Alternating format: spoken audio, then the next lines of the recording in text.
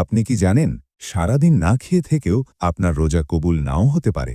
হ্যাঁ, শুধু ক্ষুধা পিপাসা সহ্য করলেই রোজা পূর্ণ হয় না। আবু হুরাইরা রাদিয়াল্লাহু আনহু বর্ণনা করেন, মুহাম্মদ সাল্লাল্লাহু আলাইহি ওয়াসাল্লাম বলেছেন, যে ব্যক্তি মিথ্যা কথা বলা এবং সে অনুযায়ী আমল করা বর্জন করেনি, তার পানাহার পরিত্যাগ করায় আল্লাহর কোনো প্রয়োজন নেই। সহিহ আল বুখারী, হাদিস নং 1903। ভাবুন তো, আমরা রোজা রাখছি কিন্তু মুখ দিয়ে মিথ্যা বলছি, গীবত করছি, প্রতারণা করছি। তাহলে সেই রোজার মূল্য কোথায়?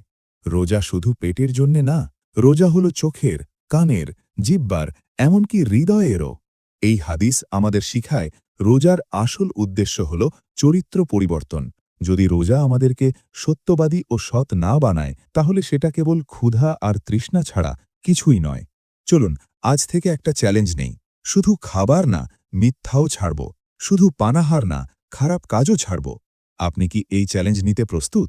কমেন্টে লিখুন, আমি সত্যবাদী রোজাদার হতে চাই। এমন ইসলামিক রিমাইন্ডার পেতে ভিডিওটি লাইক দিন, শেয়ার করুন। আর ইসলামিক জ্ঞানভিত্তিক আরও ভিডিও দেখতে চ্যানেলটি ফলো বা সাবস্ক্রাইব করে পাশে থাকা বেল আইকনটি অন করে দিন। আল্লাহ আমাদের সবাইকে সত্যিকার রোজাদার হওয়ার তৌফিক দান করুন। আমিন।